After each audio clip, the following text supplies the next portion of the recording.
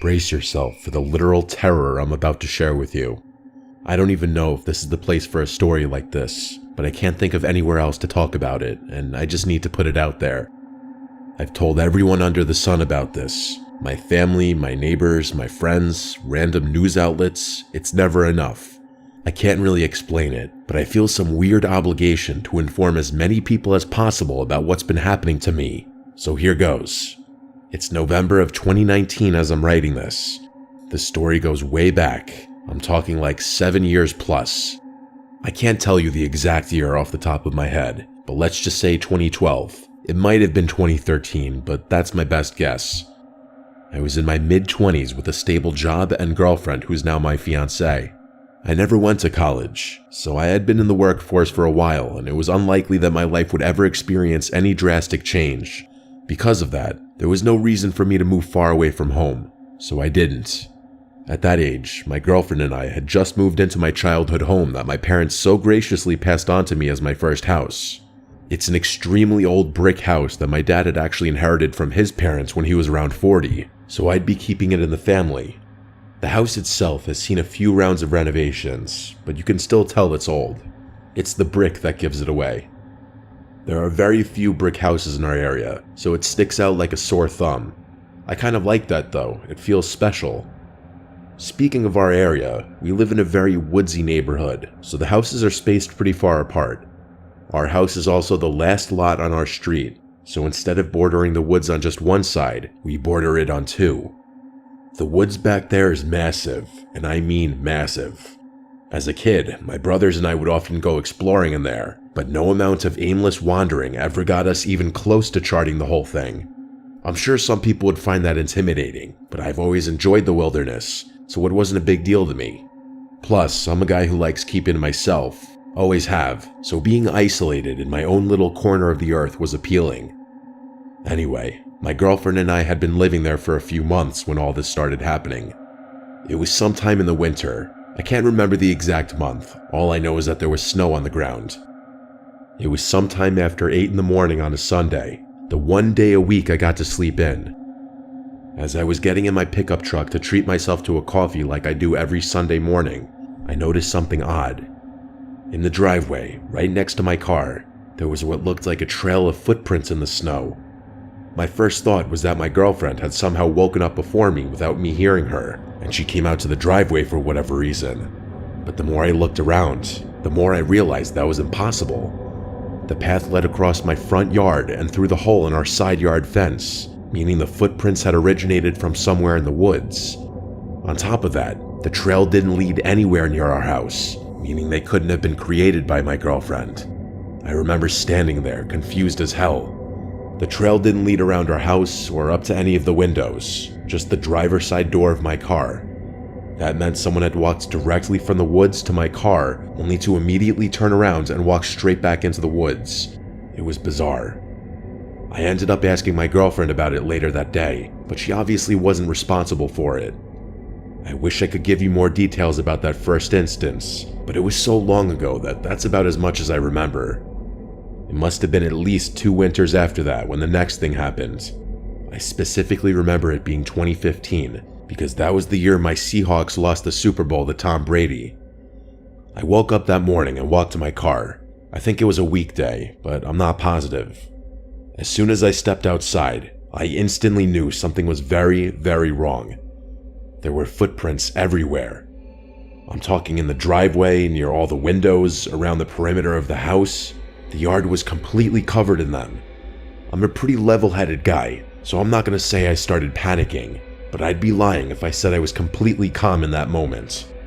I was already late for work, so I didn't have time to inspect the prints very closely, but I didn't want to leave my girlfriend in a potentially dangerous situation. I quickly ran around the house and yard to make sure no one was lurking on the property, but that was about all I could do in the limited time I had. As I was pulling out of the driveway, I texted my girlfriend about the situation so she wouldn't freak out. I ended up leaving work early that day, mostly because the situation was stuck on my mind. By the time I got home, my girlfriend had made some shocking discoveries. As soon as I pulled up, she beckoned me into the yard and pointed at one of the trails, saying it had been bothering her all day. At first, I was confused, but then I realized what she was talking about.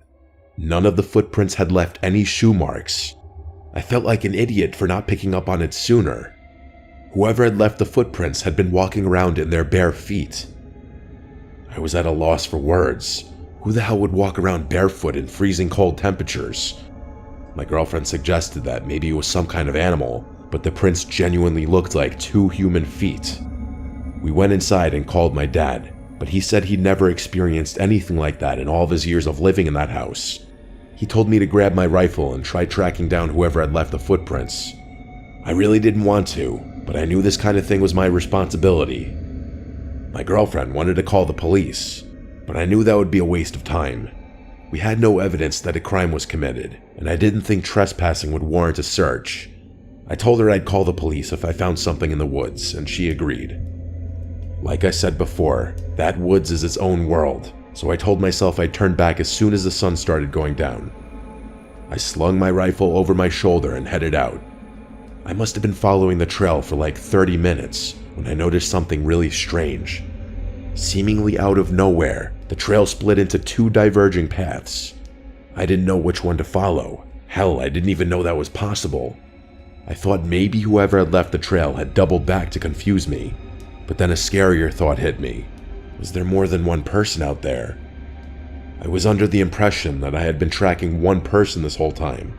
The possibility of multiple people had never even occurred to me. That was enough to shake me up, though. I wasn't fully comfortable knowing I could be outnumbered out there. I stood there a little while longer before deciding to turn around. It was getting dark anyway. As I was walking back, I couldn't help but think about those footprints.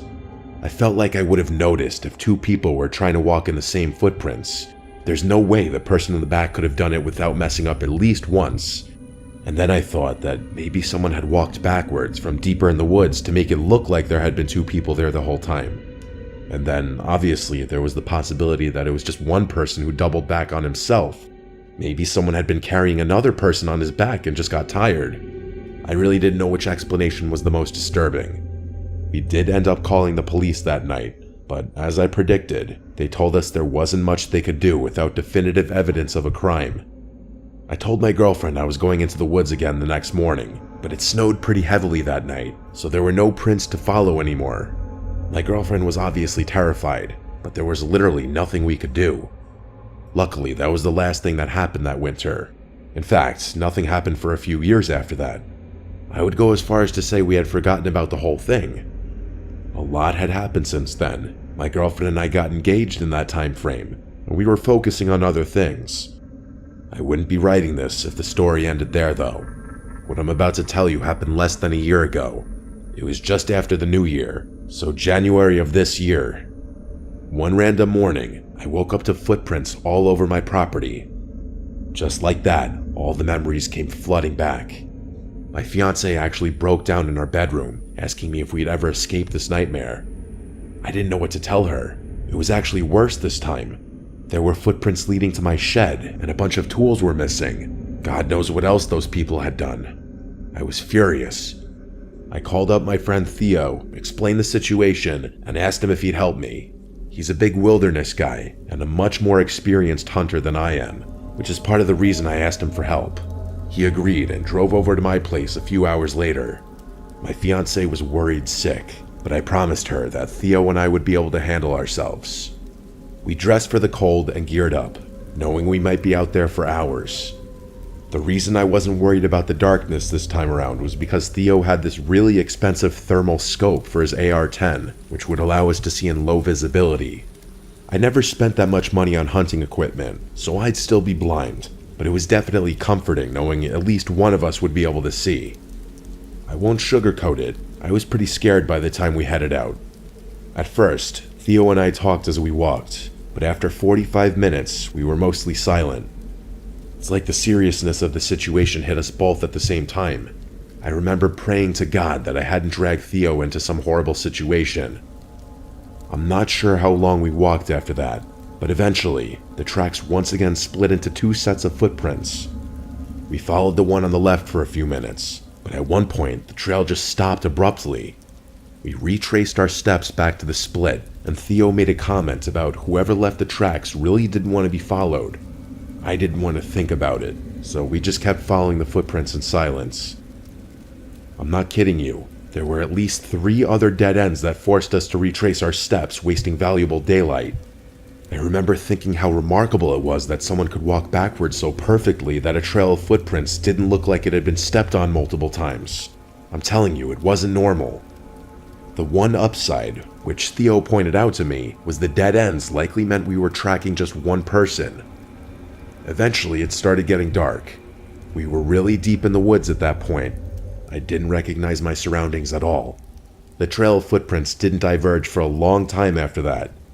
Theo said whoever we were tracking had probably given up trying to make dead ends. Another 5 minutes or so passed, and the footprints started getting noticeably deeper. We were getting closer. At one point, another set of footprints appeared right alongside the original. Theo cursed and whispered that he had been wrong, and that we were probably tracking 2 people. The sun was basically all the way down now, so Theo was checking his scope every so often. The snow gave me some visibility, but I'll be honest, I probably would have turned around had it not been for Theo's scope. We were walking in complete silence. Out of nowhere, I felt Theo's arm reach against my chest, motioning me to stop. I looked at him, and he was looking straight ahead through his scope. I couldn't see what he was looking at, so I just kept looking at him. It looked like he was holding his breath. I had never seen him so still. After a good 20 seconds, he slowly made his way over to the nearest tree and crouched down. I followed suit, not even questioning why. He looked through his scope again, and I could see his hand begin to tremble slightly. Another 20 seconds of complete silence. I was dying of suspense, so I lightly tapped his shoulder. He lowered his rifle and silently handed it to me. I looked through the scope and had to fight back a scream. There were 4 figures huddled in the snow. At first I thought they were bears, but I quickly realized they weren't. They were human beings. 2 of them were large and hunched over, and the other 2 were smaller. The smaller ones were clinging to a nearby tree, wildly jerking their heads around. They were eating something. I couldn't make out faces or details. Thermal scopes don't give you that, but I could see enough to know they were naked. It was the most terrifying thing I have ever seen with my own 2 eyes.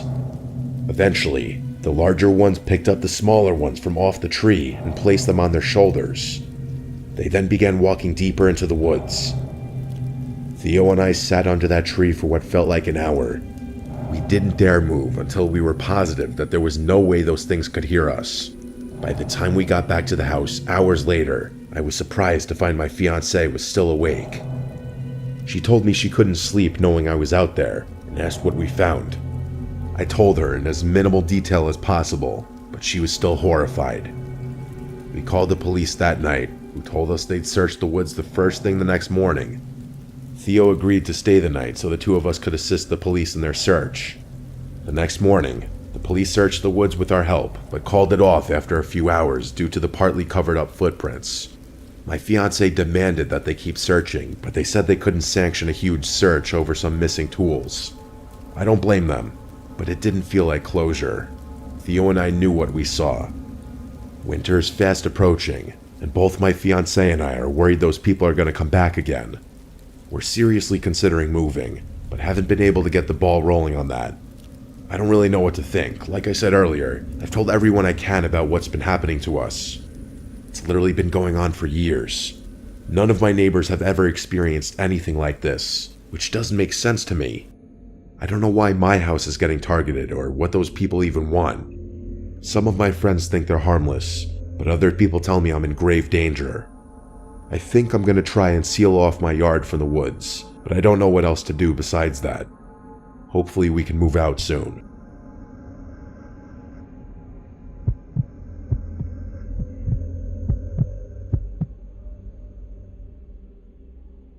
Last summer, I decided to tackle a major section of the Pacific Crest Trail. I've always loved hiking, especially solo trips. My plan was simple: park my car at the end of the section, hitch a ride to the trailhead, and hike back over the course of a little more than a week and a half. It sounded straightforward enough at the time. The first few days went smoothly, about how I expected. The trail was everything I'd hoped it would be. Endless stretches of towering trees and winding paths cutting through serene landscapes. I'm in pretty good shape, so I don't have to stop very frequently when I'm hiking. I'm obviously not going to hike in the dark though, so every night I had to pitch a tent to get some shut-eye.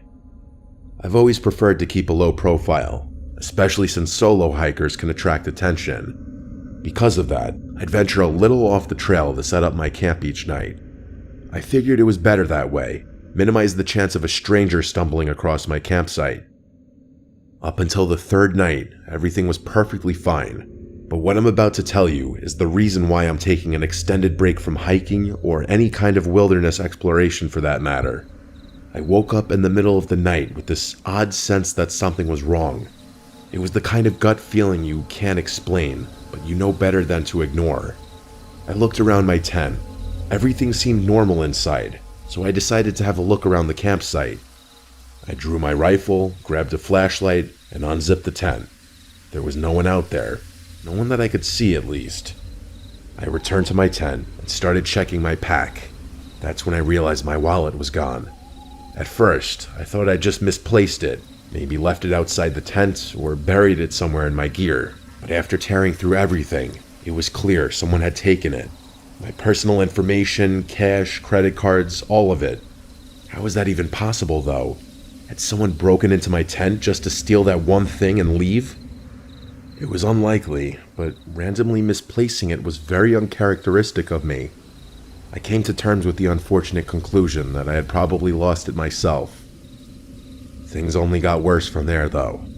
Over the course of the next few days, I started to notice more things missing. Small items, seemingly random things. One of my lighters, my Swiss Army knife, a few energy bars. I knew I wasn't just misplacing everything. Someone was stealing my belongings.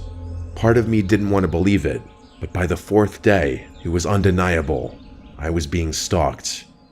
There wasn't any cell coverage on that part of the trail, so it wasn't like I could alert someone about my situation. I remember contemplating turning back, but I'd only be saving myself a couple of days at best.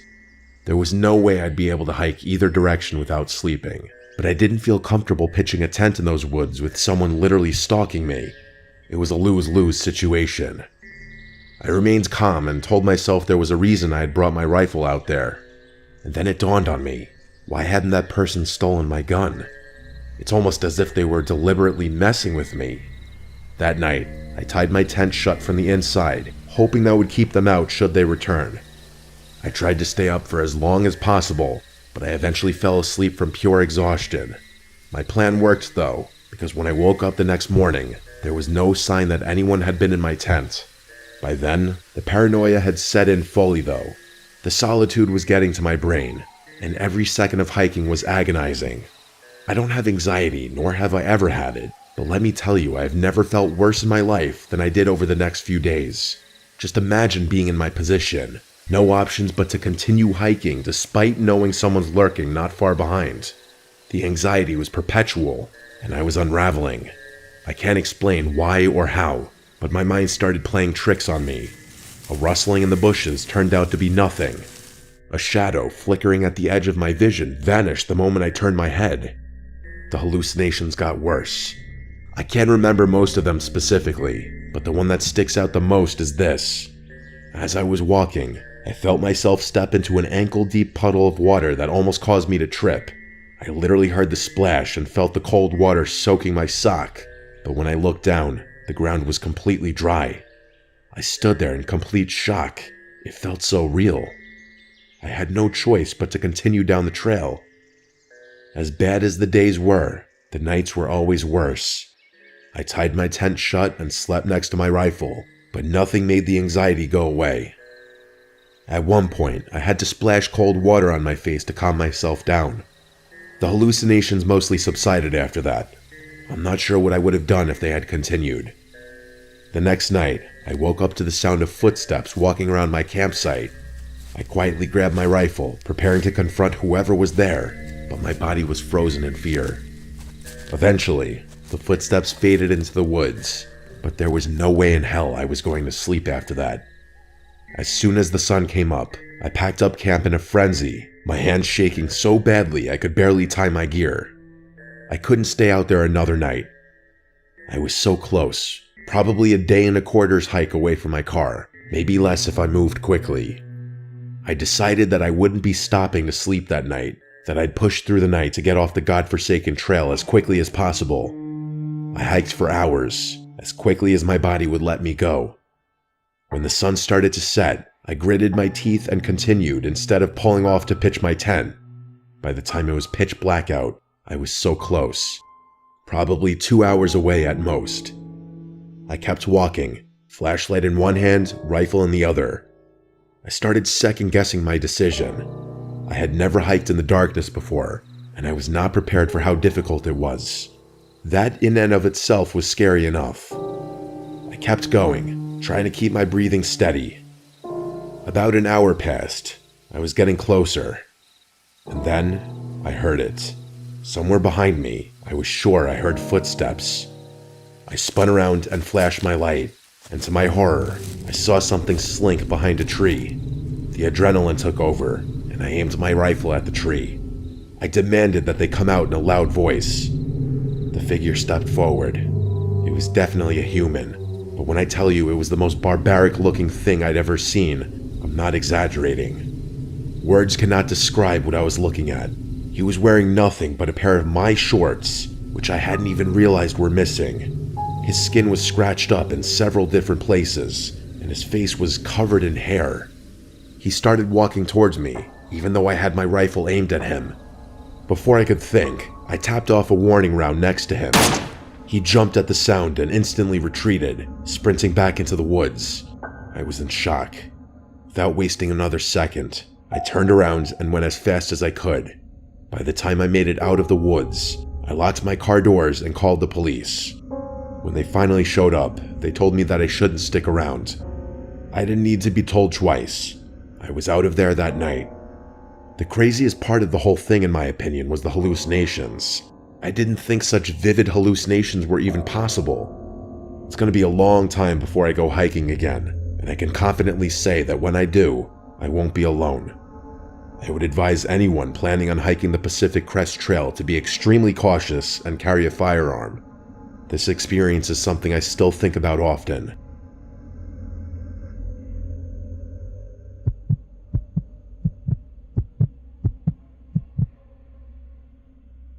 I apologize in advance if I mess up any details about the story I'm about to tell. This is something that my best friend told me multiple times several years ago now. It's one of those stories so unsettling you can't shake it even after hearing it more than once. My friend's dad was a logger, specifically a tree saw operator. For those who don't know, a tree saw is a massive machine capable of cutting down giant trees and slicing them to specific lengths. His job meant long, grueling hours, often alone in the deep, secluded forests of the Pacific Northwest. The way his logging crew worked, he was paid based on the number of trees he cut down rather than the hours he worked, so he would often push himself to work 16 to 20-hour days to finish jobs as quickly as possible. After he and his coworker finished their part, the rest of the crew would come in to clear the felled trees and transport them to the mill.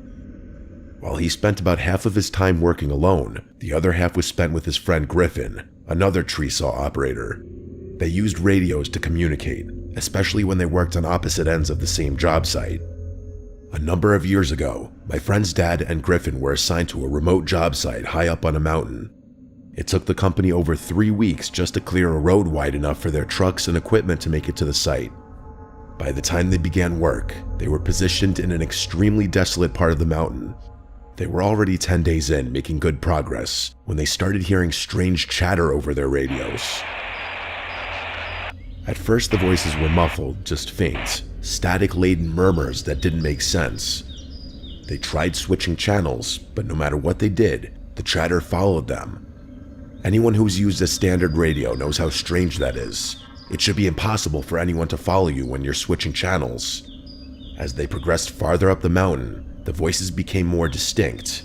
They couldn't hear full conversations, but based on what they could hear, they both agreed that the tone of the conversation fragments felt off. My friend's dad said it sounded almost casual at times, but the content was unintelligible.